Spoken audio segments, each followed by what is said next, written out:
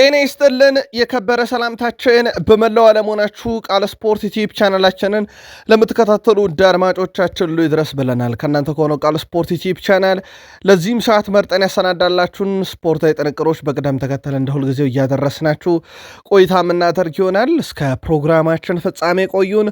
ላይክ፣ ሰብስክራይብ፣ ሼር ስለምታደረጉን ስለ ሀሳብ አስተያየታችሁ እጅግ አድርገን አመስጋኞች ነን። ውድ ቤተሰቦቻችን ሊጎች ተጀምረዋል። በርከት ያሉ ጨዋታዎችን አየን። ዛሬ የሚጠበቁ አሉ። መልካታችሁን አጋሩን። የዝውውር መስኮቱም ክፍት ነው። ለሚቀጥሉት ጥቂት ቀናት ይቀጥላል። በርከት ያሉ ዝውውሮችን እየሰማን ነው። አንድ ባንድ እናደርሳችኋለን። የጆዜ ሞሪኒዮ ሪያል ማድሪድ በድል ነው የጀመረው።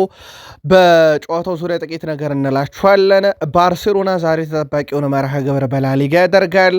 ተጨማሪ የቡድን ዜና ይዘናል። ትላንት በጣሊያን፣ በጀርመን፣ በፈረንሳይ ጨዋታ ነበረ። የሜሲን ቡድን ሽንፈት ገጥሞታል። ተጨማሪ መረጃዎችንም በአጫጭር ስፖርታዊ ጥንቅር ይዘንላችኋል። በተወዳጁ የእንግሊዝ ፕሪሚየር ሊግ 62,000 ታዳሚ የተገኘበት ስቴዲየም በሽንፈት ዓመቱን ጀምሯል። ኬት እንደሆነ እንነግራችኋለን። ትላንት በርከት ያሉ የፕሪሚየር ሊግ ጨዋታዎች ነበሩ። በአጫጭር ስፖርታዊ መረጃዎቻችን አስቀድመን እነሱን እናነሳለን። በቢግ ሲክስ ዓመታቸውን በሽንፈት የጀመሩት ውስጥ አንዱ ቶትናም ሆትስፐርስ ነው። ለቶትናም በጣም አስከፊ ጅማሮ ነበረ። ጨዋታውን የተመለከተ ልዩ ጥንቅር ለቶትናም ደጋፊዎች በቢግ ሲክስ እናነሳለን። ሌላ የቢግ ሲክስ ክለብ ዩናይትድ ነው። ትላንትና ሽንፈት ገጥሞታል። ትላንትና ዩናይትድ ሽንፈት ላይ ግን የቆሙ ኳሶች ላይ ዩናይትድ የመከላከል ሂደት በጣም የተጋለጠበት ነበረ። የሃል ሲቲውን ማሰልጠኛን ያሉበት ነበረ። አሁን ተጠባቂ ጉዳይ ማንቸስተር ዩናይትድ በቀሩት ቀናት እነማንን አስፈርሞ ቡድኑን ያሻሽላል፣ ቡድኑን ይጠገናል በሚል ጉዳይ ላይ ነው። ከዚህ ጋር በተያያዘ የማንቸስተር ዩናይትድን የዝውውር ጉዳይ በስፋት በቃል ስፖርት ዩቲዩብ ቻናል የመረጃ ሰዓት እናካፍላችኋለን። በአርሰናል የመረጃ ሰዓታችን አንድን የክንፍ አጥቂ ለማምጣት የሚደረገውን ጥረት እንነግራችኋለን። በአጥቂው ጉዳይ ላይ ተጨማሪ መረጃዎችን አግኝተናል። ወደ አርሰናል ከሚመጣው ጋር በተያያዘ ነው።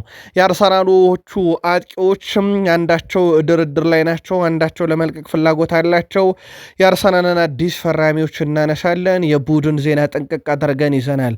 ቼልሲ ነገ ነው ጨዋታ የሚያደርጉት፣ ግን የዝውውር ጉዳይ አጀንዳ ነው። ሰማዮቹ ቤት የዓለም ክለብ ሻምፒዮኖቹ ቼልሲ በዝውውር ጉዳይ ምን አይነት እንቅስቃሴ እየተካሄደ ነው የሚለውን እናካፍላችኋለን።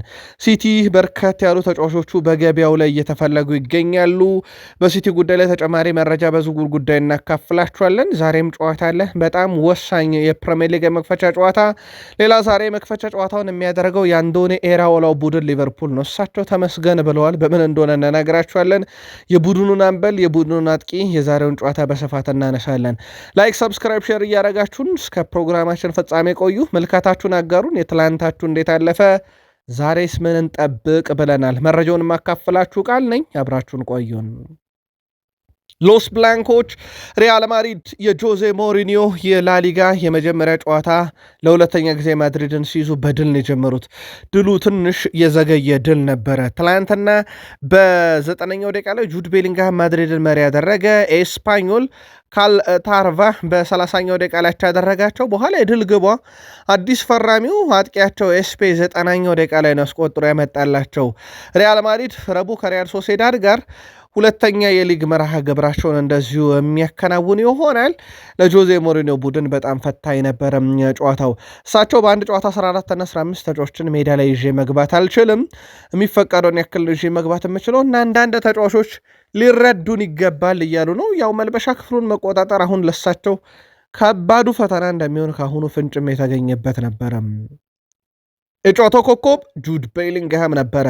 ጁድ ቤሊንግሃም በነገራችን ላይ ከ27 ወራት በፊት አካባቢ ሪያል ማድሪድ የአውሮፓ ሻምፒዮንስ ሊግ ዋንጫን ሲያነሳ ፎቶ አንስቶ ነበረ ጆዜ ሞሪኒዮን ከናቱ ጋር። አሁን ታዲያ ዳግም በሳቸው ዘመን የላሊጋ ጨዋታ ላይ ኤስፓኞልን ሲገጥሙ የመክፈቻውን ግብ አስቆጥሮላቸው ነበረ። ሌላው አዲስ ፈራሚው ነው ካርሎስ ኤስፔ። በላሊጋም የመጀመሪያ ጨዋታውን ለጆዜ ሞሪኒዮ ያደርጉ፣ ለሪያል ማድሪድ የመጀመሪያ ጨዋታውን አድርጎ ግብ ማስቆጠር ችሏል። በትላንትናው ጨዋታ ላይ ፍሬድሪኮ ቫልቬርዴ በሪያል ማድሪድ በኩል ቡድኑን እየመራ እንደዚሁ በአምበልነት ነበር የጀመረው። ሌላው ተጠባቂው ሰው ቪኒሺየስ ጁኒየር ነበር። በነገራችን ላይ ቪኒሺየስ ጁኒየር አሁን ካለው የሪያል ማድሪድ ስብስብ በርካታ ጨዋታዎችን ያደረገላቸው እሱ ነው። ወደ 375 ጨዋታዎች በላይ አድርጓል። ፌድ ቫልቬርዴ በሁለት ጨዋታ ያንሰዋል። ኮርቱም እያለ ይቀጥላል። የማርካ ዘገባ ነው። ትላንትና ግን ቪኒሲየስ ጁኒየር ነበር ለማለት ይቸግራል። ጎል የለ፣ አሲስት የለ፣ ቁልፍ ኳስ አላቀበለ፣ ምንም አይነት ኢላማውን የጠበቀ ሙከራ አላረገም። 14 ኳስን ተነጥቋል። አንድ ቢጫ ካርድ አይቷል። በጣም ደካማ ነበረ ማለት ይቻላል ቪኒሲየስ ጁኒየር። ሌሎችም ጨዋታዎች ነበሩ። አትሌቲኮ ቤልባኦ በሜዳውና በደጋፊ ፊት በሴቪያ 3-1 ተሸንፏል። ቫሌንሺያ ከሴልታ ቪጎ 0-0 ተጠናቀቀ። ዛሬ ይቀጥላል ላሊጋ።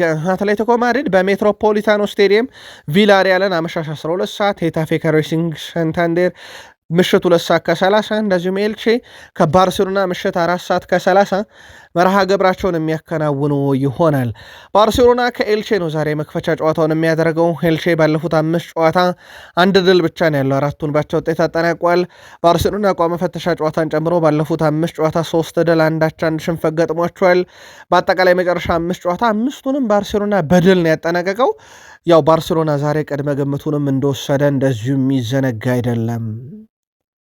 በዛሬው ጨዋታ ላይ ማን ወደ ሜዳ ሊገባ ይችላል በሚል ተጠይቀው ነበረ አሰልጣኝ ሃንሲ ፍሊክ ሮድሪ ልምምድ ቢሰራም በዛሬው ጨዋታ ላይ ግን እንደማይገኝ ያረጋግጠዋል። ከዛ ውጭ በ9 ቁጥር ቦታ ላይ ማንን ትጠቀማላችሁ ተብሎ ተጠይቀው ነበረ። ሃንሲ ፍሊክ አልናገርም ብለው አልፈውታል። ምናልባት አብዱልከሪም ከሰሞኑ በጣም አስደናቂ ጊዜን እያሳለፈ ነው። ሀምዛ አብዱልከሪም ከራፊኒያ እና ከላሚን ያማል ጋር ምናልባት አመቱን ሊያስጀምሩት ይችላሉ። አማካይ ስፍራው ማርክ በርናል፣ ዣቬ ስፓርትና ሎፔዝ ይጠበቃሉ። አጠቃላይ እሳቸው ቡድን ውስጥ ግን አዲሶቹን ፈራሚዎች ላናያቸው እንችላለን ማለት ነው። በባርሴሎና በኩል በተለይም በሮድሪ በኩል ምናልባት ከፊትነስ ጋር የተያዘ ጥያቄ ነው በስፋት እየተነሳበት የሚገኘው። ትልቁ ጥያቄ ግን አሁንም እዚህ ቡድን ውስጥ ንጹህ 9 ቁጥር የለም። ውድ ቤተሰቦቻችን ምናልባት ይሄ ወጣቱ ተጫዋች ሀምዛ አብደልከሪም ካልሆነ በስተቀር በዝውውር መስኮቱም ላይ ተጨማሪ አጥቂ ለማምጣት በባርሴሎና በኩል ጥረት እየተደረገ እንደሆነ ማረጋግጠናል። በጣሊያን ሴሪኤ ሻምፒዮኖቹ በድል ጀምረዋል። ኢንተር ሚላን 4-1 በሆነ ውጤት ድል በማድረግ ነው ዓመቱን የጀመረው። ሞንዛን ነው 4-1 ድል ያደረጉት። ካሉንጉሉ የሴሪኤን የኢንተር የመክፈቻ ግብ አስቆጥሯል። 6ኛው ደቂቃ ላይ ዜሌንስኪ 48ኛው፣ ኤስፖሲዮ በ55ኛው እና ቢሼክ በ63ኛው ደቂቃ ላይ 4ቱን የኢንተር ግቦች አስቆጥሯል። ሞንዛን ከሽንፈት ያልታደገች ግብ 29ኛው ደቂቃ ላይ ቫርላ ነበረ ከመረብ ማሳረፍ የቻለው። ኢንተር ሚላን ቀጣይ ሴሪኤ መርሃ ግብሩን እሁድ ከካግላሪ ጋር እንደዚሁ የሚያከናውን ይሆናል። ሞንዛ በኩሉ ቀጣይ መርሃ ግብሩን ከዩዲኒዜ ጋር እንደዚሁ የሚያከናውን ይሆናል። ሌሎችም የመርሃ ግብሮች ነበሩ ወደ ቤተሰቦቻችን ትላንትና። ለአብነት ያክል የሴስክ ፋብሬጋሱ ኮሞ ከዩዲኒዜ 1-1 አጠናቀዋል። ለዩዲኒዜ ካማራ 29ኛው ደቂቃ ላይ፣ ለኮሞ ዱቪካስ በ54ኛው ደቂቃ ላይ ገቦቹን አስቆጥረዋል። ሌላ በጠባብ ጎል ልዩነት የተጠናቀቀው ካግላሪ ፓርማን 1-0 አሸንፈዋል። ሮማኖ በ79ኛው ደቂቃ ላይ ነው ኳስና መረብን ማገናኘት የቻለው።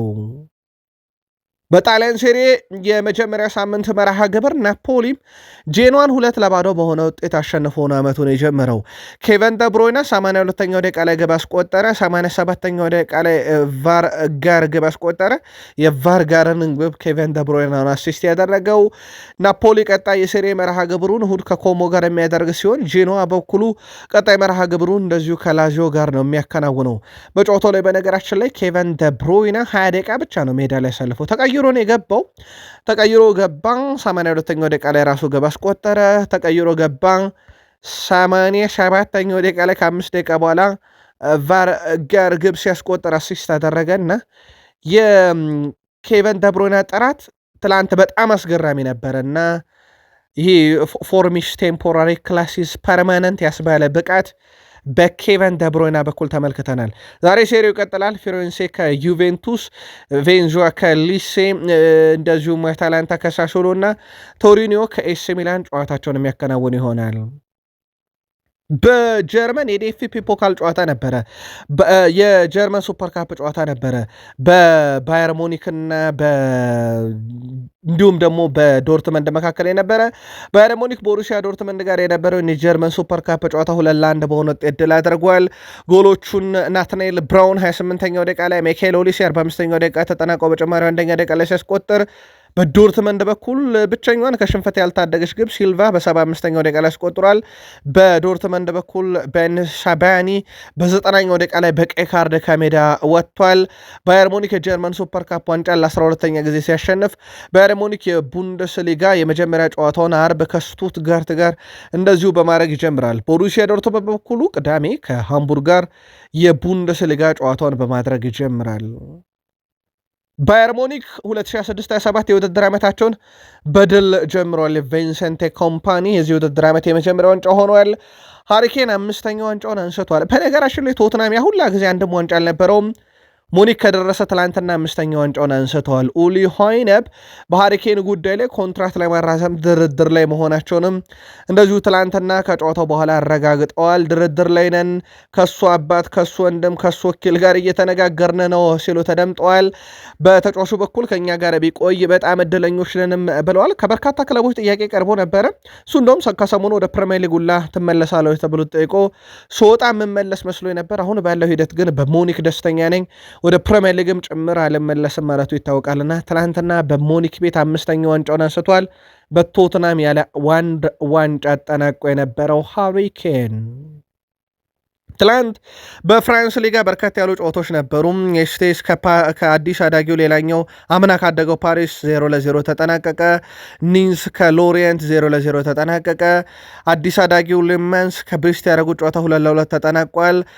ጉዌና ማፎ ለአዲስ አዳጊው ማኔስ፣ ለብሪስት ደግሞ ዲካስቴሎ እና ዱሚንቢያ ናቸው ግቦቹን ከመረብ ማስቆረፍ የቻሉት። ሌላኛው በትልቁ ሲጠበቅ የነበረው በፍራንስ ሊጋ ኦሎምፒክ ሊዮን ከቱሉዝ ያደረጉት ጨዋታ ነበረ። ከሜዳ ውጭ የተጫወተው ኦሎምፒክ ሊዮን 2-2 አሸንፏል።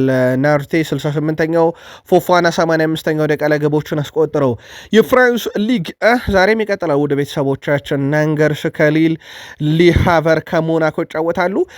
የአምናው ሻምፒዮን ፓሪስ ሰን ጀርሜን ከስታድ ሬኒስ ነው ዛሬ ጨዋታቸውን የሚያደርጉት። ከሜዳ ውጭ ነው ለፓሪስ ሰን ጀርሜን ጨዋታው በኢትዮጵያን ሰዓት አቆጣጠር ምሽት 3:45 ሲል እንዲሁ ጅማሮን የሚያደርግ ይሆናል። የሊዮኔል አንድሬስ ሜሲው ቡድን ኢንተር ማያሚ በተከታታይ ሽንፈት እያስተናገደ ነው።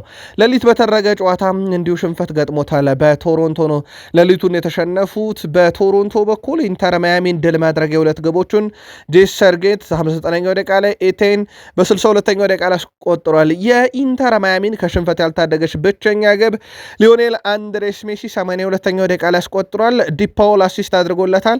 ሜሲ በተከታታይ ግብ እያስቆጠረ ነው። ኢንተር ማያሚን በተከታታይ እየተሸነፉ ይገኛሉ። በጨዋታው ላይ ሜሲ በግሉ ጥሩ ነበረ፣ ግን ቡድኑን ከሽንፈት መታደግ አልቻለም። የጨዋታ ብልጫም ነበራቸው ኢንተር ሚያሚ ወደ 62% ኳስን ተቆጣጥሮ ነበረ፣ ግን የሜሲ ቡድን ከተከታታይ ሽንፈት አላመለጠም። ከማሪዮናሽቪሊ አሁን ይሄን መረጃ እስካጠናቀርንበት ሰዓት በራሱ በተመሳይ ጨዋታ የ10 ነጥብ ልዩነት አለ። በእርግጥ ኢንተር ሚያሚ በጨዋታ ደረጃ ጥሩ አፈጻጸም ቢኖረውም በሊጉ ጥነት ግን በጣም እየተቸገረ ይገኛል። የቀድሞ የዌስት ብሮሚ ተጫዋች ኩቬኒ ካስትሮ በትላንትናው ዕለት ህይወቱ ማለፉን ሰምተናል። በጣም አሳዛኙ ዜና ነበረ። የ5 ዓመቱ ካስትሮ ለፖርቱጋል 3ኛ ዲቪዚዮን ክለብ ሪያል ስፖር እየተጫወተ ባለበት ሰዓት ላይ ነው ህይወቱ ያለፈው። ተጫዋቹ በትላንትናው ዕለት በነበረ የቅድመ ውድድር የወዳጅነት ጨዋታ ወቅት ህይወቱ አልፏል። በስፖርቲንግ ሊዝበን አካዳሚ ያደረገው ተጫዋቹ ዌስት ብሮምን ጨምሮ በተለያዩ ክለቦች ላይ ተጫውቶ ማሳለፍ የቻለ ነበረ። ትላንት ከእግር ኳስ ዓለም ከሰማናቸው በጣም አሳዛኝ አጋጣሚዎች አንዱ ነበረ። ቃል ስፖርት ላይ ናችሁ ውዶቻችን። የሳቱን የተመራረጡ ስፖርታዊ ጥንቅሮችን እያጋራናችሁ እንገኛለን። ቃል ስፖርት ዩቲዩብ ቻናል ተወዳጁን የእንግሊዝ ፕሪሚየር ሊግ ጨምሮ በርከት ያሉ ሊጎች ተጀምረዋልና በተለይም የአውሮፓ 5 ታላላቅ ሊጎችን ዘውትር ለእናንተ ወደ አድማጮቻችን ባጫጭር ስፖርታዊ መረጃዎቻችንን ማስደመጥ እንቀጥላለን። ከተወዳጁ የእንግሊዝ ፕሪሚየር ሊግ ብቻ ወዳገኘናቸው ጥንቅሮች እንሻገር። ላይክ ማድረግ ግን እንዳይረሳም።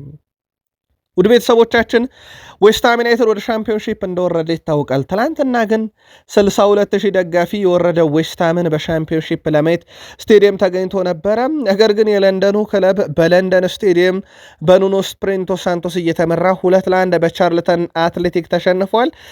ለዌስትሃም ከመውረዳቸው በላይ ትላንትናው ደግሞ ሌላ በጣም አስከፊ ነው። 62,000 ታዳሚ ግን ክለቡን አልካደም፣ ወይም የክለቡን መውረድ ተከትሎ ቅር ቢሰኝም ግን ክለቡን አልጣለም። ግን ትላንትና በጣም አስከፊ ነበረ። በሽንፈት ነው ዓመታቸውን የጀመሩት። የሻምፒዮንሺፕ ጨዋታዎች በነገራችን ላይ ቀላል ግምት የሚሰጣቸው አይደሉም። እንግሊዝ ውስጥ በርከት ያሉ ተመልካቾች ስቴዲየም ጭምር እየገቡ የሚመለከቷቸው ናቸው። ትላንትና ለዌስትሃም ዩናይትድ ግን አልሆነም። በዌስትሃም ዩናይትድ በኩል በዚህ ዓመት እንደ ጀረድ ቦውን ያለ ተጫዋቹ በበርካታ ክለብ ይፈለግም በብዙ ጥረት በክለቡ እንዳቆዩት ግን የሚዘነጋም አይደለም።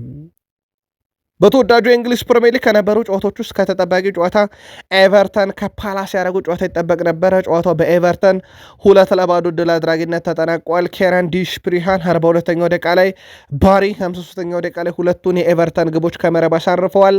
ኬረን ዲሽፕሪሃን በፕሪሚየር ሊግ ላይ ዘንድሮ በጣም አስገራሚ ጊዜን እያሳለፈ ነው። በነገራችን ላይ በኤቨርተን ቤት አጠቃላይ መጫወት ከጀመረበት ጊዜ ጀምሮ 9ኛ የፕሪሚየር ሊግ ግቡን ነው ትላንትና ማስቆጠር የቻለው። 4 አሲስት አለው። በአጠቃላይ 13ኛ የግብ አስተዋጽኦን ማበርከት ችሏል። ሌላው በጨዋታው በጣም ድንቅ የነበረውን ተጫዋች ግን ሳናነሳ እናልፍም። የዚህ ክረምት አጀንዳ የነበረው ኢልማን ነዴ ምናልባት ጨዋታውን የተመለከተ በዚህ ተጫዋች በጣም ሊደነቅ ይችላል። ትናንትና 9 ኳስ ነካ ሳጥን ውስጥ ትልቁ ነው። 6 የ1-ለ1 ፍልም ያሸነፈ ትልቁ ነው። 4 ታክሎችን ፈጸመ ትልቁ ነው። 3 የግብ ዕድል ፈጠረ በጨዋታው ትልቁ ነው። እንዲሁም 2 ሙከራዎችን ያደረገ ኢላማውን የጠበቀ በጨዋታው ትልቁ ነው። አሲስት አደረገ። ኢልማን ነዴን ያላስፈረመ ክለብ ካለ በዚህ ክረምት ፈልጉት። በጣም የሚያስቆጭ ተጫዋች መሆኑን ትላንትና ኒው ሜዳ ላይ የተመለከትንበት ነበረ። ኢፕስዊች ታውን ሰንደርላንድን 2-1 በሆነ ውጤት ድል አድርጓል። በነገራችን ላይ አዳጊ ቡድን ኢፕስዊች ታውን ትላንትና ድል አደረገ። በጣም ወሳኝ ድል ነበረ። ጃክ ክላርክ 114 ጨዋታዎችን ለሰንደርላንድ አድርጎ ነበረ ኢፕስዊች ታውንን 2004 ከ2 ዓመት በፊት እስኪቀላቀል ድረስ። ትናንትና ለመጀመሪያ ጊዜ ብላክ ካትሶችን ወክሎ ተሰለፈ። በተቃራኒው ማለት ነው። ብላክ ካትሶችን በተቃራኒው ገጠመ ሰንደርላንድን 90ኛው ደቂቃ ላይ ነው የኢፕስዊችን የማሸነፊያ ግብ ከመረብ ማሳረፍ ችሎ የነበረውና ደስታው ግን ፍጹም የተለየ ነበር። የቀድሞ ክለቡን ሁሉ የሚገጥም አይመስልም ነበር። ውድ ቤተሰቦቻችን በጣም ልዩ ደስታ ውስጥ ነበረ። ያዳጊው ክለብ ኢፕስዊች ታውን ዓመቱን በድል ጀምሯል። በጣም ወሳኝ የተባለ ድል 90ኛው ደቂቃ ላይ በተቆጠረች ግብ። ሌላኛው መርሃ ግብር ሊድስ ዩናይትድ አዳጊው ቡድን ኖቲንግሃም ፎረስትን 1-0 ድል አድርጎ ነው ዓመቱን የጀመረው። አንድም ተጫዋች በነገራችን ላይ እንደ አንቶኒ ሽታች ከፍጹም ቅጣት ምት ሳጥን ውጪ ግብ አላስቆጠረም ካለፈው ሲዝን ጀምሮ። ትላንትና 5ኛ ግቡን እንደዚሁ ማስቆጠር ችሏል። ያ ብቻ አይደለም ውድ ቤተሰቦቻችን፣ በፍጹም በቅጣት ምት ካለፈው ዓመት ጀምሮ በርካታ ግቦችን በማስቆጠር ዶሚኒክ ሶቦስላይ 4፣ አንቶኒ ስታች 4 አለው። ሌላ በጣም አስደናቂ ቁጥር ነው ትላንትና ለአንቶኒ ስታች። ሊድስ ዩናይትድ ለመጨረሻ ጊዜ ኖቲንግሃምን በፕሪሚየር ሊግ መክፈቻ ጨዋታ ድል ያደረገው 1991-92 ነበር። ያኔ ሊድስ ወርዷል። ምናልባት ሊድስ በድሉ ምክንያት አብሮ ተያይዞ ይወርዱ ይሆኑ እያሉ በርካቶች እየቀለዱ ነው። ሊድስ ላይ ባያሸንፉ ይሻል ነበር። ምክንያቱም ለመጨረሻ ጊዜ በፕሪሚየር ሊግ የመክፈቻ ጨዋታ ኖቲንግሃምን ሲያሸንፉ ስለወረዱ። ጊዜው 1991-92 ነው። ወደ ቃል ስፖርት ዩቲዩብ ቻናል ቤተሰቦቻችን። ሌላው ግን በጣም አስከፊ ነገር ለኖቲንግሃም ፎረስት አሰልጣኞች የመጀመሪያ የፕሪሚየር ሊግ ጨዋታችሁን አታሸንፉ የተባሉ እርግማን ያለባቸው ይመስላል። 7ኛ የፕሪሚየር ሊግ አዲስ አሰልጣኝ በሽንፈት ጀምረዋል። ኦሊቨር ግላስነር ትላንትና 7ኛው የኖቲንግሃም ፎረስት አሰልጣኝ ሆኗል። የመክፈቻ ጨዋታቸውን የተሸነፉ ያውም በተከታታይ አዲስ አሰልጣኞች ሽንፈት እየገጠማቸው ይገኛል። ቶትናም ትላንትና ዓመቱን በሽንፈት ጀምሯል። አምና በመከራን የተረፈው ውድ ቤተሰቦቻችን ቶትናም አምና ፕሪሚየር ሊጉ ላይ ከፕሪሚየር ሊጉ አጀንዳ ቶትናም ይተርፋል አይተርፍም ነበር። ተርፎ ነበረ ዓመቱን የጀመረው። ዘንድሮ በመክፈሻው ጨዋታ ግን አልተረፈም። በብሬንትፎርድ 3-0 ተሸንፏል።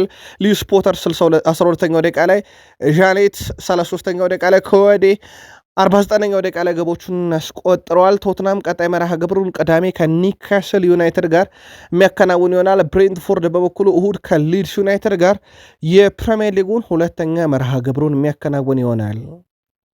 ብሬንትፎርድ ወደ ፕሪሚየር ሊጉ ካደጉ ወዲህ ከተጠበቀው በላይ በጣም ጥሩ ውጤት እያስመዘገቡ ነው። በሊጉ ከቆዩት 5 ዓመት ውስጥ በ3ቱ ከሊጉ ደረጃ ሰንጠረዥ ወገብ በላይ ነው ያጠናቀቁት። በነገራችን ላይ ባለፈው ዓመት በአውሮፓ መድረክ ለመሳተፍ ተቃርቦ የነበረው ብሬንትፎርድ በዚህ ዓመት ትልቅ ዓላማ አንግቦ ጀምሯል። ቡድኑ በትላንትናው ጨዋታ የተደራጀ ሆኖ ሲታይ የመሃል ሜዳውን በመቆጣጠር 3 ጥሩ ጎሎችን ማስቆጠረው ቡድኑ 3-0 አሸንፏል። ብሬንትፎርድ አጠቃላይ ባደረጋቸው ያለፉት 3 ጨዋታ 14 ጎል ሲያስቆጥር የተቆጠረባቸው 3 ግብ ብቻ ነው። ቡድኑ እያሳየ ካለው እንቅስቃሴ አንጻር ከቡድኑ ብዙ እንዲጠበቅ የሚያደረገ ዓመት ይሆናል፣ ምንም ጥያቄ የለውም። የትላንትና የብሬንትፎርድ ጨዋታ ላይ የመጨረሻዎቹ የአቋም መፈተሻ ጨዋታ ብሬንትፎርድ የሆነ ትልቅ ቡድን እየሆነ መሆኑን ማሳያ ነው። ብሬንትፎርድ ከፕሪሚየር ሊግ ክለቦች መካከል በቀድሞ ውድድር ዝግጅት ወቅት ድንቅ ብቃታቸውን ካሳዩን ቡድኖች ይጠቀሳል። ከ11 በላይ ግቦችንም ሲያስቆጥሩ አይተናል። የቶትናሙ አለቃ ሮቤርቶ ዲ ዘርቢ ሀሳባቸውን አጋርተዋል። ለመፋለም ዝግጁ አልነበርንም ነው ያሉት። የቶትናሙ አለቃ ሮቤርቶ ዲ ዘርቢ ቡድኑ ለደረሰበት ሽንፈት በይፋ ይቅርታ ጠይቀዋል። በአካል ተሰቃይተናል ያሉት ሮቤርቶ ዲ ዘርቢ፣ ነገር ግን ከጨዋታ በፊት ያንን እናውቅ ነበር፣ ለመፋለም ግን ዝግጁ አልነበረም ቡድኑ ሲሉ ተደምጠዋል። ቡድኑ በጫና ውስጥ ብዙ ስህተቶች መስራቱን የገለጹት አሰልጣኙ ለነሱ እና ለሽንፈቱ በጣም አዝኛለሁ ብሏል። ለደጋፊዎቹና ለሽንፈቱ አዝኛለሁ ብለዋል። ይቅርታም ብለዋል።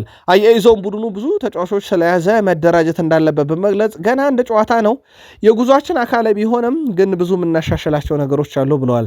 ትላንትና አንበል ያደረጉት አርቺ ግሬን ነው። በ20 ዓመቱ ከ163 ቀን ላይ አንበል ሆነ። ይሄ ማለት በቶትናም እግር ኳስ ታሪክ ወጣቱ አንበል ወይም በእድሜ ትንሹ አንበል ነው። ሃሪኬን ነበረ ሪከርዱን ይዞ የነበረው በ21 ዓመት ከ251 ቀን ቶትናምን በአንበልነት መራ። ያ ሪከርድ ትላንትና በአርቺ ግሬ ተሰብሯል። ሌላኛው መርሃ ግብር ማንቸስተር ዩናይትድ በመሳሳት ጨዋታ በሃል ሲቲ ዓመቱን በሽንፈት የጀመረበት ነው። ማንቸስተር ዩናይትድ ትላንትና በሃል ሲቲ ተሸንፏል። ሁለቱም ግቦች ከረፍት በፊት ነው የተቆጠሩበት። አጄ 17ኛው ደቂቃ ላይ፣ ሜንዲ 38ኛው ደቂቃ ላይ። በነገራችን ላይ ሜንዲ ቀድሞ ክለቡ ሪዮ ቫይካኖ ካልተሳሳትኩ እዛ ነበረና በዓመቱ ሙሉ ያስቆጠራት አንድ ግብ 2 ቀይ ካርድ ግን አይቶ ነበረ። ትላንትና ለሃል ሲቲ ግን አንድ ግብ አስቆጥሮም በቀድሞ ክለቡ ከነበረው ግብ ጋር ተስተካክሏል። ምናልባት የቀይ ካርድ ታሪኩን ወደ ኋላ የምንመለከተው ይሆናል። በአዲስ አዳጊው ሃል ሲቲ በኩል እንግዲህ ውድድራቸውን በድል ሲጀምሩ አምና በአስደናቂ ብቃት 2026ን አጠናቆ 3ኛ ደረጃን ይዞ ያጠናቀቀው ዩናይትድ ዓመቱን በሽንፈት ጀምሯል። ቀጣይ ግን ማንቸስተር ዩናይትድ ወደ ኦልድ ትራፎርድ ይመለስና ሌላኛውን አዳጊ ኢፕስዊች ታውንን ይገጥማል። ኮቬንትሪ ሲቲ ከሃል ሲቲ ቅዳሜ ሌላኛው የፕሪሚየር ሊግ መርሃ ግብር ይሆናል። ትላንት ዩናይትድ ሁለቱም ጎሎች የተቆጠሩበት ከቆመ ኳስ ነበረ። በተለይም የመጀመሪያው የማዕዘን ምት የተቆጠረበት መንገድ ዩናይትድን በብዙ የሚያስተች ነው። የማዕዘን ምቷ ተመታ ጎል እስክትሆን ድረስ የሃል ሲቲ 4 ተጫዋቾች ከመቺው ጋር ነክተውታል ኳሷን። ከዩናይትድ አንድ ተጫዋች ነው 4 ሳጥኑ ስትነካ የነካት፣ እሱም ግብ ጠባቂው ብቻ ነው ከማዕዘን ምት ከተመታበት እስከተቆጠረበት ጊዜ ድረስና የማንቸስተር ዩናይትድ አምበል ብሩኖ ፈርናንዴስ ልክ እንዳለፈው ዓመት ተመሳሳይ ስህተት ሰርተናል ባለበት ጋዜጣዊ መግለጫው ላይ ባለፈው ዓመት በእያንዳንዱ የሜዳ ውጭ ጨዋታ ላይ ስንሰራ እንደነበረው አሁንም ተሳስተናል፣ ቡድኑ እንደተለመደው ኳስ ሲያጣ በጣም ይቸገራል ብሏል። የበለጠ ማጥቃትና ተፋላሚ መሆን አለብን ብሏል። አክሎም እንደ ዛሬው አይነት ግቦች እንዳይቆጠረብን በተለይም የቆመ ኳስ ላይ ያለ ነውና ዩናይትድ በትክክልም ትላንትና ሁለቱም የቆመ ኳስ ነው የተቆጠረበት። በተለይ መጀመሪያ ማዕዘን ምት ግን ብዙ ያስተዛዝባል። ደጋፊዎች በውጤቱ እንደተበሳጩ አውቃለሁ፣ ነገር ግን ከጎናችን እንድትቆሙና ለቀጣዩ ጨዋታ በኦልድ ትራፎርድ ተገኝታችሁ እንድታበረታቱን ሲል ጥሪ አቅርቧል። በነገራችን ላይ የዩናይትድ ደጋፊ ቡድኑን የሚከዳ አይነት አይደለም። ቢከዳ ኑሮ ምናልባት ከፈርጊ በኋላ እንዲህ ለተሰቃየው ቡድን ስቴዲየምን ባልገባ ነበር። ግን በስቴዲየም ገቢ በርካታ ገቢ የሚያገኘው ክለብ አሁንም ዩናይትድ እንደሆነ ይታወቃል። ማንቸስተር ዩናይትድን 3 ጊዜ ተመለከትን። አንደኛውን በአካል ተገኝተን የነበረ ሲሆን ችግሮቻቸውን ማየን፣ በዚህ መሰረት ችግሮቻቸውን ተጠቅመን ድል አደረግናቸው ያሉት የሃል ሲቲው አሰልጣኝ ጃክ ሮቪች ናቸው። የዩናይትድ ችግር ምን እንደሆነ ስለምናውቅ ያሸነፍናቸው ብለዋል። የማንቸስተር ዩናይትድ ተጫዋች ዩሪ ቴሌማንስ ደግሞ በጣም አስቸጋሪ ቀን ነበር፣ አንድ መጥፎ አፈጻጸም ወይም ውጤት የውድድር ዘመናችንን ግን ፈጽሞ አይወክስነውም ብለዋል። ከሚቀጥለው ሳምንትና በሜዳችን ከምናደርገው ጨዋታ ጀምረን ወደፊት እንገፋለን። በኦልድ ትራፎርድ ለሚደረገው ጨዋታ በጉጉት እየጠበቅን ነው። ውጤቱ መጥፎ ቢሆንም የዩናይትድን ዓመት ግን አይወስነውም እያለ ነው ዩሪ ቴሌማንስ። በእርግጥ አንድ ጨዋታ ሁሉንም ነገር ይወሰናል ማለት አይደለም፣ ግን በደጋፊ ዘንድ በትልቁ የሚጠበቅ ጨዋታ ነው የፕሪሚየር ሊግ የመክፈቻ ጨዋታ። ምናልባት በቃል ስፖርት ዩቲዩብ ቻናል ትናንት ምሽት ጥያቄ ጠይቀን ነበር። የዩናይትድ አጀማመር በሽንፈት ቢሆንም ግን ቡድኑ ላይ ምን ታዘባችሁ ብለን ነበረ። አብዛኞቹ የዩናይትድ ደጋፊ የቃል ስፖርት ዩቲዩብ ቻናል ቤተሰቦቻችን ከዚህ ዜና በፊት በለቀቅነው ላይ የካሪክን የጨዋታ አቀራረብ አልወደዱትም። በተለይ መጀመሪያ ላይ ይዟቸው የገባው ቋሚ አሰላለፍ አንዱ ቅሬታ የቀረበው በፓትሪክ ዶርጉ ላይ ነው። የተወሰኑ ያለቀላቸውን እድሎች አምክኗል። ሻርፕ ነምበር 9 አለመሆኑን በደንብ የተመለከትንበት ጨዋታ ነበር። አምና ሲዝኑ ሲጠናቀቅ ግን ጥሩ ነበረ። በዛ ሜዳ ክፍል ላይ ፓትሪክ ዶርጉ በጥሩ ሁኔታ ላይ ይገኛል። እኛም እሱን በእጅጉ እንወደዋለን ብለዋል። ከረፍት በኋላ በማርከስ ራሽፈርድ ቀይሮ አስወጥቶት ወደ ሜዳ እንዳይመለስ አድርገውት ነበረ። ማርከስ ራሽፎርድ ከ618 ቀን በኋላ ለዩናይትድ ጨዋታ አድርጓል። በጣም ደስተኛ ነኝ ጨዋታ በማድረጌም ውጤቱ በጣም የተሻለ እንዲሆን እመኝ ነበር።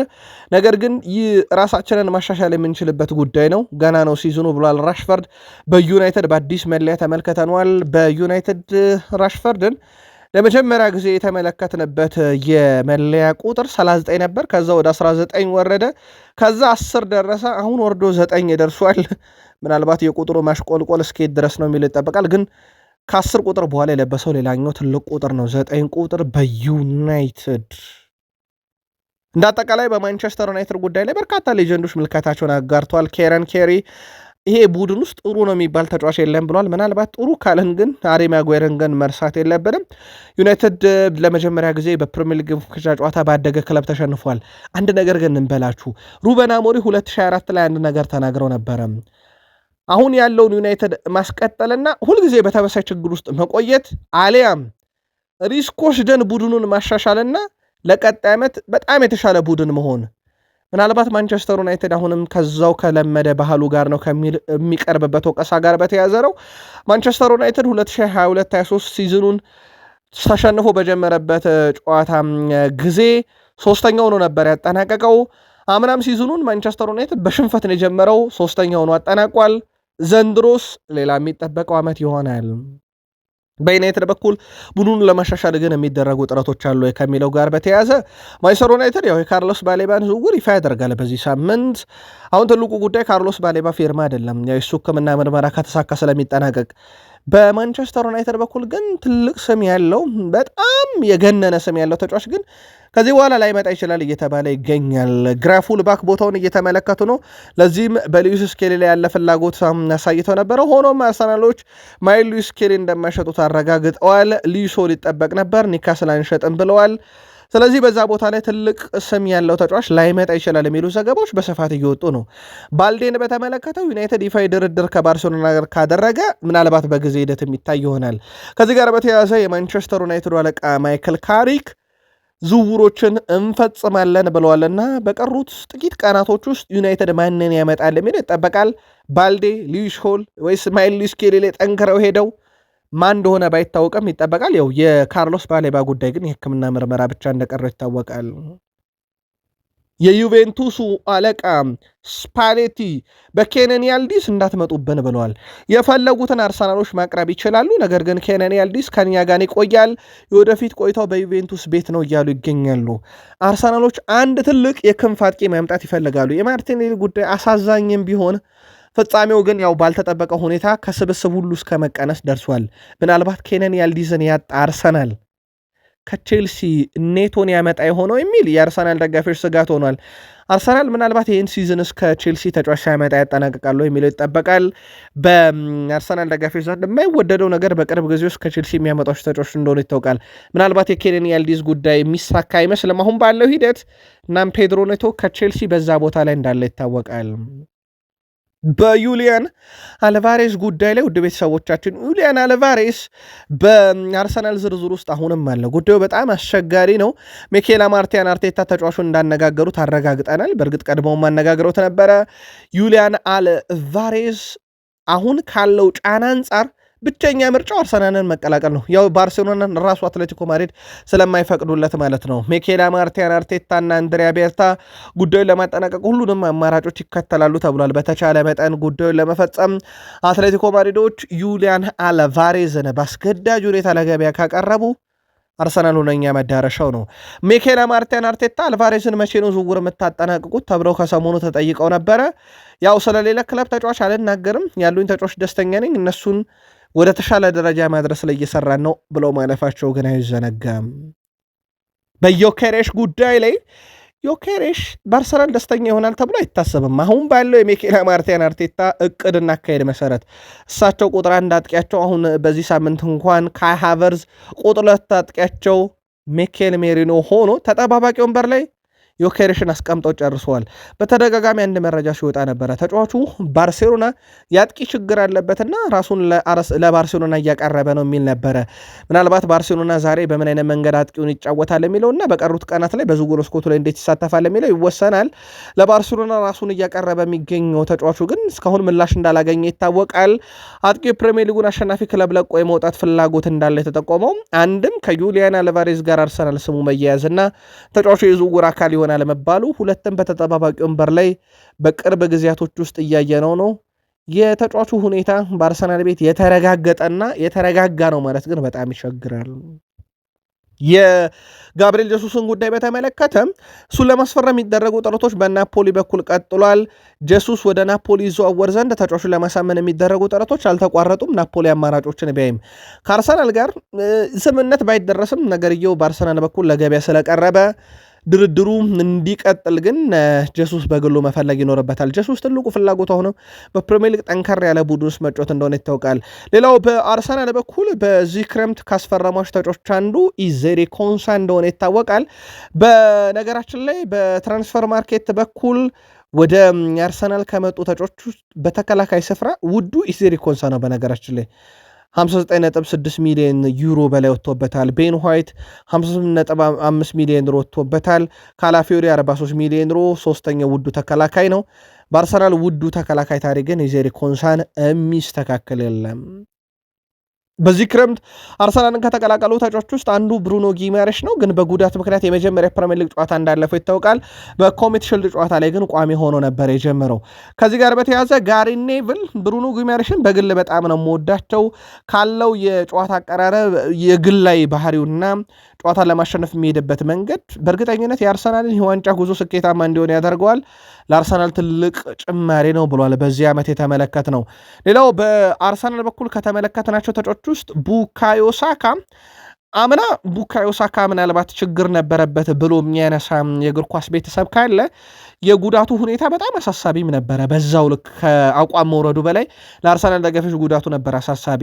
የዓለም ዋንጫ ላይ ያው እንዴት ደቂቃ ሲሰጠው እንደነበረ ተመልክተናል። በዛ ጉዳት ምክንያት ሳካ ዘንድሮ የተመለሰ ይመስላል። በቋሚነት ነበር ጨዋታውን የጀመረው፣ ግብ አስቆጥሮ ነበረ። በዚህም ሳምንት ለአርሰናል 61ኛ ግቡ ነው። ያ ማለት ከአሌክሲስ ሳንቼዝ የግብ መጠን በልጧል። 60 ደርሷል። በተጫዋቹ በኩል 45 የጎሎችን አሉት በኤምሬትስ። ይህም ከአሌክሳንደር ላካዜቲም በአንድ እንዲበልጥ አስችሎታል። ከሃቨርዝን ሳናነሳ አንጨርስም። የአርሰናል መረጃ ላይ የዴክላን ራይስን ብቃት ሳታነሳ ተብሎ ነበረ። ያው የዴክላን ራይስ ብቃት አምናም ካቻምናም የነበረና የተረጋገጠ ነው። ዴክላን ራይስ ላይ ምናልባት እንደሚነሳው ጥያቄ በጣም ረፍት ያስፈልጓል የሚል ካልሆነ በስተቀር የብቃት ጥያቄ እስካሁን አልተነሳበትም በአርሰናል መለያ ላይ። ከሃቨርዝ ግን በሚኬል አርቴታ ቡድን ውስጥ አሁንም ሐሰተኛው 9 ቁጥር ሲሆን በጣም ምርጡ ሆኗል። ካይ ሃቨርዝ በዚህ ሳምንትም ግብ አስቆጥሮ ነበረ ከጉዳት ከተመለሰ በኋላ። በነገራችን ላይ 7 የግብ አስተዋጽኦ አለው ባለፉት 8 ጨዋታ። ይሄ ከጉዳት ከተመለሰ በኋላ ነው። ግብ ያላስቆጠረው ወይም አሲስት ያላረገው በዌስትሃም ጨዋታ ላይ ብቻ ነው። ከዛ ውጪ ሲቲ፣ በርንሌ፣ ፒኤስጂ፣ ማንቸስተር ሲቲ፣ ኮቬንትሪ ሲቲ ላይ ጎል አስቆጥሯል። ፒኤስጂ የሻምፒዮንስ ሊግ ፍጻሜ፣ ሲቲ የኮሚቴ ሺልድ የፍጻሜ ጨዋታ፣ ኮቬንትሪ ሲቲ የፕሪሚየር ሊግ የመክፈቻ ጨዋታ እንደሆነ ግን እንዳይዘነጋ። ቼልሲ ደረስን። ቼልሲ የፕሪሚየር ሊጉን የመክፈቻ ጨዋታ ነገ ነው የሚያደርገው። ፉልሃም ጋር በክራቨን ኮቴጅ ጨዋታ ይደረጋል፣ ተጠባቂ ነው። ከዛ ጨዋታ አስቀድመን ግን ምናልባት በዝውውር ጉዳይ ላይ አሁን ያሉ ወቅታዊ ሁኔታዎችን እንመልከት። ኒኮላስ ጃክሰን አትሌቲኮ ማድሪድን የመቀላቀል ፍላጎት አለው። ቼልሲ በአጥቂው በኩል ለአስቶን ቪላ ማቅርበውታል። በፕሪሚየር ሊግ መቆየት ከፈለገ ቼልሲዎች ኒኮላስ ጃክሰንን መሸጥ ይፈልጋሉ። ግን ለአስቶን ቪላ ነው መሸጥ በውሰት መስጠት ስለማይችሉ የግድ የሽያጭ ገንዘብ ይጠብቃሉ። ከዛ ውጪ ተጫዋቹ በቀጣይ መዳረሻው እንግዲህ በአትሌቲኮ ማድሪድን በኩል እንዲሆን ፍላጎት አለው። ቼልሲ 3 አጥቂ ይለቃል። ኒኮላስ ጃክሰን፣ ሊያም ዴላፕ፣ ማርጉዌ። ቀጣይ ውድድር ዓመት በማን ይቀጥላል ካላችሁ 9 ቁጥር ላይ ምንም ጥያቄ የለውም ዦዋ ፔድሮ። እሱን የሚያግዘው ደግሞ ልምድ ያለው ዳኒ ዌልቤክ እንደሆነ ይጠበቃል። በቼልሲ ቡድን ውስጥ በርካታ የተከላካይ ስፍራ ተጫዋች በተለይም የቀኝ ክንፍ ተጫዋች ሆኖ መጫወት የሚችል ወይም የቀኝ መሃል ተከላካይ ሆኖ መጫወት የሚችሉ በርካቶች አሉት። ሪስ ጄምስ፣ ጆሻ ቼፖንግ፣ ማርኮ ፓሌስትራ እንደ ማሎ ጉስቶ ያሉ ተጫዋቾች ለዣቪ አሎንሶ የቀኝ ተመላላሽም የቀኝ መሃል ተከላካይ ሆኖ የመጫወት 6 ቁጥርም እነ ሪስ ጄምስ መጫወት ይችላሉ። ያው የጄምስ ልምዱ ቡድን መሪነቱ እነ ማርኮ ፓሌስትራ በረጅም ጊዜ ቼልሲ ቤት ይጠበቃሉ። ጆሻ ቼፖንግ እምቅ አቅም ያላቸው ከሚባሉት ውስጥ ነው። ማሎ ጉስቶ ፍጥነቱም የአጥቂ ክፍሉን የሚያግዝበት መንገድ በጣም ይጠቀሳልና ቼልሲ በብዙ አማራጭ ያለ ነው። በዛው ልክ ደግሞ የሚቀንሷቸው ተጫዋቾች ይጠበቃሉ። እንደ ዴሮ ኤሴጎ ያሉ ተጫዋቾች በውሰት ክለቡ ይለቃሉ ተብሎ ይታሰባል። ሃል ሲቲ መዳረሻው የመሆን እድሉ በጣም ሰፊ ነው። ቼልሲ ተጫዋቹን በቋሚነት ለመልቀቅ ዝግጁ ነው። ስትራስቡርግን ፍላጎት አለው። የ21 ዓመቱ ተጫዋች በቀጣይ ውሳኔውን ያሳልፈዋል። ይሄ ደግሞ ከስኳድ ዴብዙ ላይ የሚቀነስ ነው። እንደ አጠቃላይ ቼልሲ ቤት ተቀናሽ ይበዛል። ነገ ከፉልሃም ጋር በክራቨን ኮቴጅ የመክፈቻ የፕሪሚየር ሊግ ጨዋታቸውን ያደርጋሉ። ቼልሲን መረጃ ቀጥለን ሲቲን እንመልከት። ሲቲ ቤት ከሰሞኑ ግን እያስተዋላችሁ ነው፣ ተፈላጊ በስቷል። ሩበን ዲያዝ ይፈለግ ነበረ፣ እነ ሳቪኖ ሄደዋል፣ እነ ማርሙሽ ይጠበቃሉ፣ እነ ሮድሪ ሄደዋል፣ እነ በርናንዶ ሲልቫ ከክለቡ ሄደዋል፣ ጆን ስቶንስ ሄደዋል፣ ናታናኬ ሄደዋል። ያልሄደ የለም። አሁን ደግሞ አይናቸውን የጣሉት ዩቬንቱሶች ናቸው። ለምን እኛስ ይቅርብን ያሉ ይመስላሉና የግራ ተመላላሹን ቪያን አይት ኑሪ ሁኔታ መከታተል ጀምረዋል። በሪያል ማድሪድን በኩል በነገራችን ላይ እና አልቫሮ ካሪየርስን የሚለቁ ከሆነ ይህን ተጫዋች ይመለከቱታል በቀጣይ ቀናት። ሲቲዎች ግን በዚህ አይነት ሁኔታ ውስጥ ሆነው ተጫዋቹ ይለቃሉ ተብሎ አይታሰብም። ለሲቲ መልካም የሚባለው ዜና ሪያን አይት ኑሪ እስከ 2030 በሲቲ ቤት ኮንትራት አለው። ሲቲዎች ተጫዋቹ እንዲቆይ ይፈልጋሉ።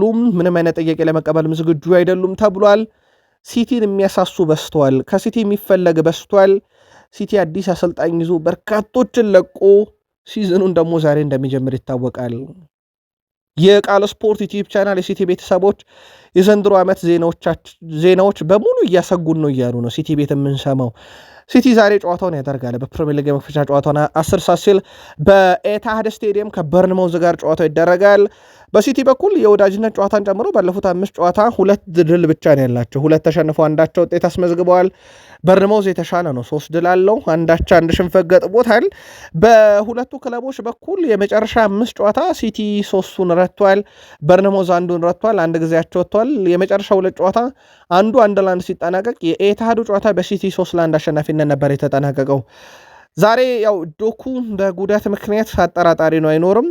ከዛ ውጭ ግን ሃላንድ፣ ፊልፎደን፣ ሴሜኔ ይጠበቃሉ ፊት መስመር ላይ። አሁን ትልቁ ጥያቄ ዛሬ ኤንዞ ማሬስካ ሃላንድን እንዴት ነው የሚጠቀሙት የሚለው ነው። ምክንያቱም ከሃላንድ ጋር በርካቶች እየሰጉ ነው። በሳቸው የጨዋታ ስታይል ላይኖር ይችላል፣ ኮከቡ እየተባለ ነው። ጉዳዩ ዛሬ በትልቁ ይጠበቃል። ቀን 10 ሰዓት ጨዋታ ይጀምራል። ቅድመ ግምታችሁ ላኩልን። አንዶኔ ኤራኦላ ጥሩ አጋጣሚ ነው እያሉ ነው እሳቸው። ጥሩ አጋጣሚ ነው የሚሉት በሰዎች ዘንድ ቅድመ ግምት አልተሰጠንም፣ እኛ በጣም ዝቅተኛ ግምት የተሰጠን ነው እያሉ ነው። ይሄ ደግሞ ለተጫዋቾች በጣም ጥሩ ነው፣ ከጫና ይገላግላቸዋል እያሉ ነው እሳቸውና በቅድመ ውድድር ዝግጅት ላይ ጥሩ ጊዜን ያሳልፈናል። እናም አሁንም ተጫዋቾች በጣም ጥሩ ሁኔታ ላይ ይገኛሉ። ለዝውውር ገበያው ላይ ተሳትፎን በተመለከተም ለዝውውር ገበያው ሩቅ አይደለንም፣ ሊዘጋ ቅርብ ቢሆንም ግን ዝውውሮችን እንፈጽማለን ብለዋል። እሳቸው እንደ አጠቃላይ በጨዋታ ደረጃም በርካታ ተጫዋቾችን ባናስፈርምም ባሉን ተጫዋቾች ደስተኛ ነን፣ አሁን ባለው ሲዝኑንም ለመጀመር ደስተኛ ነን ብለዋል። ቅድመ ግምት አለመሰጠቱ ግን ተጫዋቾችን ከጫና ይገላግልልኛል ብለዋል። ቨርጅል ቫንዳይክም እኚሁ አሰልጣኝ አንዶኒ ኤራኦላ ልምድ አላቸው። በጣም ጥሩ ጊዜን ያሳልፈዋል። በፕሪሚየር ሊጉ ብዙ የልምምድ ክፍለ ጊዜንም ከአዲሱ አሰልጣኝ ጋር ያሳልፈናል። የታክቲክ ክፍለ ጊዜዎችና ትንሽ የጨዋታም ጊዜ ነበሩን። በአጭሩ የጨዋታ ክፍለ ጊዜ ላይ ምን አይነት ጊዜን ማሳለፍ እንዳለብን በሜዳ ላይ ለማሳየት በቂ ዝግጅት አድርገናል እያለ ነው አምበሉ ቨርጅል ቫንዳይክ። በቅድመ ውድድር ዝግጅት የተወሰኑ ጥርጣሬ የሚያሳዩ ነገሮች ሊቨርፑል ቤት አይተናል። በእርግጥ ያንን ነገር አረመን የምንመጣበት ጊዜም ነበረን እያለ ነው ቨርጅል ቫንዳይክ። ቨርጅል ቫንዳይክ አሁን ከክለቡ ስለለቀቀው ሳላም ተጠይቆ ዘላቂ የሆነ ነገር የለም፣ በእርግጥ ሳላ የቡድኑ ቁልፍ ተጫዋች እንደነበረ የሚዘነጋ አይደለም ብሏል። ቨርጅል ቫንዳይክ የዚህ ውድድር ዘመን ዓላማችንም ሊቨርፑልን ወደ ነበረበት ቦታ መመለስ ነው። የፕሪሚየር ሊግ ዋንጫ ማንሳት እንፈልጋለን፣ ሻምፒዮንስ ሊግንም ማንሳት እንፈልጋለን። ሊቨርፑልን በዚህ ዓመት ዋነኛ ዓላማችንም በሚመጠነው ደረጃ ላይ ማስቀመጥ ነው ብለዋል። አሌክሳንደር አይሳክ ዛሬ ቡድኑን ይገጥማል። የቀድሞ ቡድኑን ኢሳክ ከኒካስል ለቆ ሲወጣ ደጋፊዎች ጋር የነበረው ነገር የሚታወቅ ነው። ሆድና ጀርባ ሆኖ ነው የወጡት። በሴንት ጄምስ ፓርክ ስቴዲየም ነው ጨዋታው የሚደረገው። በሊቨርፑል መለያ ተሰልፎ ሲገባ ከባዱን ተቃውሞ ዛሬ ያስተናግዳል ተብሎ ይጠበቃል። ሊቨርፑል በክረምት የዝውውር መስኮት አሰልጣኝ እንግዲህ የቀየረውን ኤዲሃውን ያሰናበተውን ብሩኖ ጊማሬሽ እና ቶናሊን ያጣውን ኒካስል ዩናይትድን ነው የሚገጥመው። በአንጻራዊነት ኒካስል የተረጋጋ ቡድን ነው ለማለትም ይቸግራል አሁን ባለው ሂደት። በሌላ በኩል ኢሳክ በቅድመ ውድድር ዝግጅት ብቻ አይደለም በዓለም ዋንጫ ላይ በጣም ጥሩ ነበረ። ፍሎሪያን ቪርዝ በጣም ጥሩ ነበረ። በሊቨርፑል በኩል ነገሮች እንዲጠበቁ የሚያደርጉት ሊቨርፑል ኢሳክን ያስፈረመው በእንደዚህ አይነት አጋጣሚዎች ላይ ጨዋታ ሊወስንለት ነው። በሴንት ጄምስ ፓርክ ስቴዲየም ኢሳክ ራሱን ያሳየ ሆነው የሚለው ዛሬ በትልቁ ይጠበቃል። ውድ ቤተሰቦቻችን ጨዋታው የሚደረገው በኢትዮጵያን ሰዓት አቆጣጠር ምሽት 12:30 ሲል ነው። ኒካስል ዩናይትድ ባለፉት 5 የአቋም ፍትሻን ጨዋታ ጨምሮ አንድ ድል ነው ያለው። 3 ተሸንፎ አንዳቸው ወጥተዋል። ሊቨርፑል በመጨረሻ 5 ጨዋታ የአቋም ፍትሻን ጨዋታ ጨምሮ 2 ድል አንዳቻና 2 ሽንፈት አስተናግዷል። በመጨረሻ 5 ጨዋታ ሊቨርፑል 3 ድል፣ ኒካስል 1 ድል፣ 1 ጨዋታ ባቸው ውጤት አጠናቋል። የመጨረሻ ጨዋታ ሁለቱን ብናይ በአንፊልድም በሴንት ጄምስ ፓርክ ስቴዲየምም ሊቨርፑል ነው በድል ያጠናቀቀው። የአንፊልዱ በሊቨርፑል 4-1 አሸናፊነት፣ የሴንት ጄምስ ፓርክ ስቴዲየሙም በሊቨርፑል 3-2 አሸናፊነት ተጠናቋል። ዛሬ ጋክፖና ሪዮ ንጉማ ግራና ቀኙን፣ ፍሎሪያን ቬርዝ 10 ቁጥሩን፣ ኢሳክን በ9 ቁጥር ይጠቀማሉ ተብሎ ይታሰባል። ሪያን ግራቨንበርክና ሴቦዝ ላይ ያው በተለመደው የአማካይ ቦታ ላይ ይሰለፋሉ። ቫንዳይክን ከማን ነው የሚያጣምሩት የሚለው ትልቁ ጥያቄ ነው። ከጃኬቴ ወይንስ ከሮናልድ አራሆ? ምርጫችሁን ላኩልን። የተለመዱት ሜሎች ከስከዝና ፌሪፖን ግራና ቀኙን ይይዛሉ። የቃል ስፖርት ዩቲዩብ ቻናል ቤተሰቦቻችንና የሊቨርፑል ደጋፊዎች ቅድመ ግምታችሁን በዩቲዩብ ገጻችን በሀሳብ መስጫ ሳጥናችን ላይ ያስፍሩልን። ትላንት የተደረጉ ጨዋታዎችን ነገርናችሁ፣ ዛሬ የሚደረጉትን ጠቆምናችሁ። ከኛ ጋር ስለነበራችሁ እናመስግነናል። ዕለተ እሑድ መልካም የእረፍት ቀን፣ መልካም ዕለተ ሰንበት ይሆንላችሁ። አበቃን።